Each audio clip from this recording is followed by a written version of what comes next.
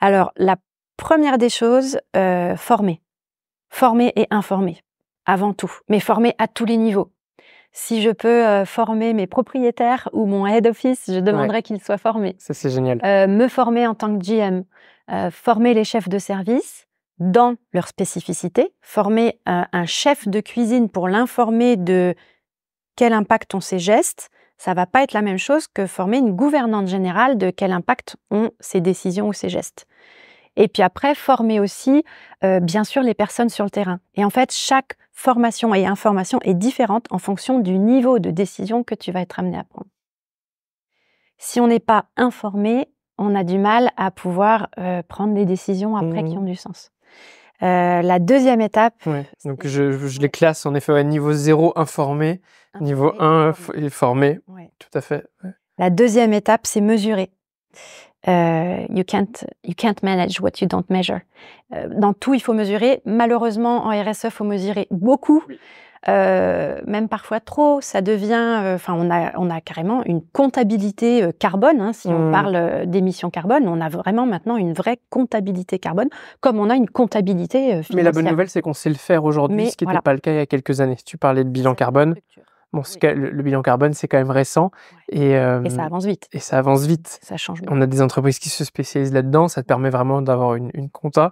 Et d'ailleurs, cela dit en passant, à mon avis, ça devrait être obligatoire, en effet, d'avoir cette compta carbone dans n'importe quelle sera bientôt. entreprise, je pense. Ça l'est déjà pour certaines Pour certaines entreprises. tailles. Et ça descend année après année, oui, oui. Et un jour, ça le deviendra, c'est sûr. Bien sûr. Mais mesurer, ça veut dire aussi faire un audit énergétique. À un moment, il faut pouvoir se poser pour voir comment est structuré mon bâtiment et qu'est-ce qu'il consomme. Ça peut être également mesuré pour les consommations d'eau. Ça peut être mesuré aussi le niveau de formation de mes collaborateurs Oui. quand on parle du côté sociétal. À un moment, il faut mesurer. Parce que sinon, on peut pas prendre des décisions éclairées sur comment est-ce qu'on va faire après. On peut pas tout faire en même temps, souvent ça fait très peur, mais en tout cas, on commence, la méthode des petits pas. Installer des sous-compteurs, pour moi, c'est quelque chose qui est hyper important dans les hôtels en exploitation pour pouvoir comprendre, et a fortiori dans les hôtels de luxe, consommation d'eau et consommation d'énergie. Est-ce que c'est en cuisine, si j'ai beaucoup de restauration? Est-ce que c'est au spa, si j'ai des grandes zones humides? Est-ce que c'est en chambre?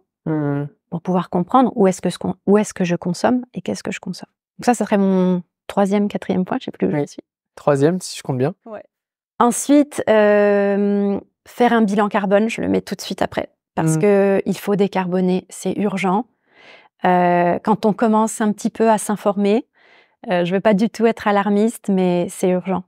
Et il faut absolument que tout le monde, à son niveau, alors là, j'utilise « il faut » de manière un petit peu volontaire. C'est une fois qu'on comprend comment ça fonctionne, on a envie d'aider et on a envie de faire chacun à son niveau. Et on a tous une part de responsabilité. Et au niveau de l'entreprise, il y en a une aussi.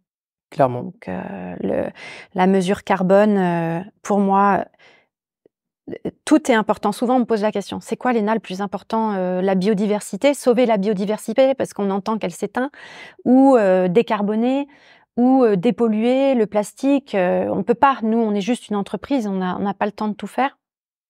C'est vrai.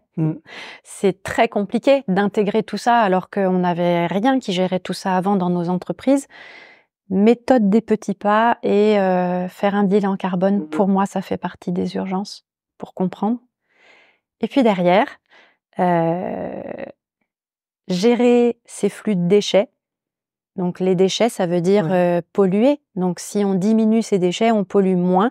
Donc on agit aussi pour préserver la biodiversité. En fait, tout ça, c'est vraiment lié.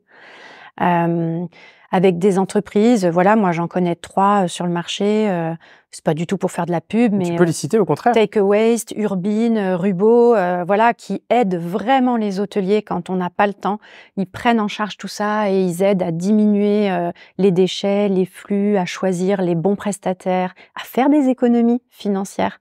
Parce qu'on le répète pas assez, mais souvent les décisions RSE, ce sont des décisions aussi qui sont bénéfiques pour la finance de Bien sûr, et il y a plein de types de déchets qu'on peut recycler aussi, tu as peut-être, suivi mon épisode pendant le podcaston avec Unisoap, sur les savons, Bien sûr. Pauline Grumel, Ouais. la fondatrice, une association qui récupère les savons, qui les recycle, qui leur donne une seconde vie. Bon, bah, là, tu transformes un déchet. Tu parlais des chaussons à usage unique. Bon, bah, les savons à usage unique, c'est aussi un classique. Ils sont aussi, malheureusement, encore trop souvent, sous plastique à usage unique. On les utilise 5 minutes pour se laver 3 fois les mains et ils sont jetés le lendemain parce qu'on peut pas les redonner aux clients suivants. Bon, on peut recycler ça, les transformer et en plus, dans le cas de cette association, les donner à des personnes qui sont dans le besoin. Donc là, on arrive complètement dans un cercle très vertueux et d'un point de vue RSE, là, on coche, beaucoup de cases. Carrément, Mmh. je suis tout à fait d'accord. Et ça, ce sont des choses qu'on peut faire, sans bouleverser l'organisation de l'entreprise. Bilan carbone, il faut des ressources. Oui. Et encore maintenant, il y a de plus en plus d'outils qui se mettent en place pour aider et accompagner les hôteliers, ça devient beaucoup plus accessible.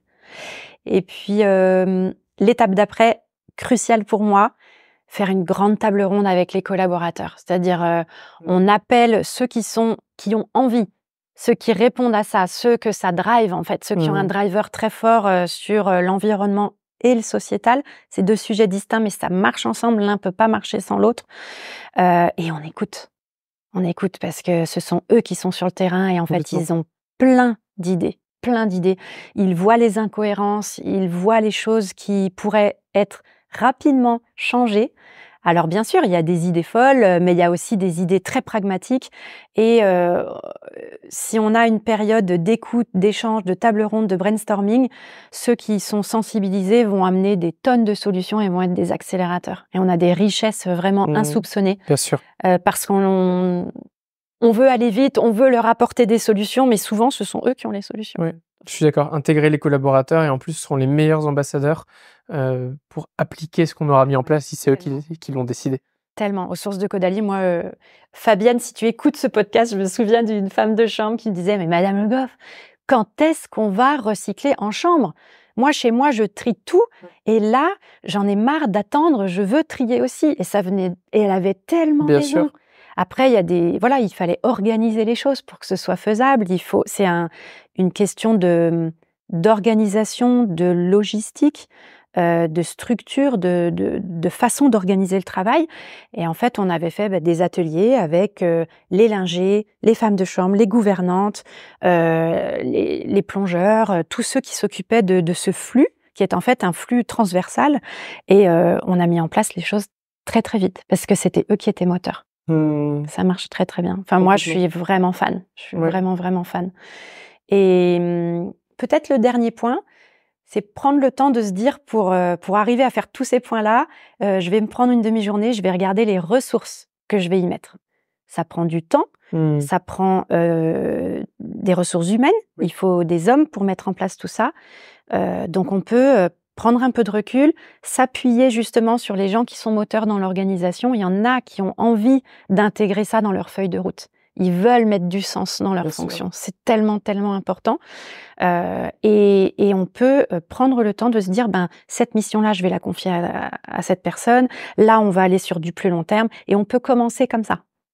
Voilà, ça serait les 10. Je pense Mmh. que j'en ai à peu près 10. Ouais, j'ai pas compté exactement, mais en tout cas, il y a beaucoup de conseils déjà à mettre en place. Ce sont des choses très applicables avec plus ou moins de ressources, comme tu l'as dit aussi, plus ou moins, de budget, humain ou financier. Oui.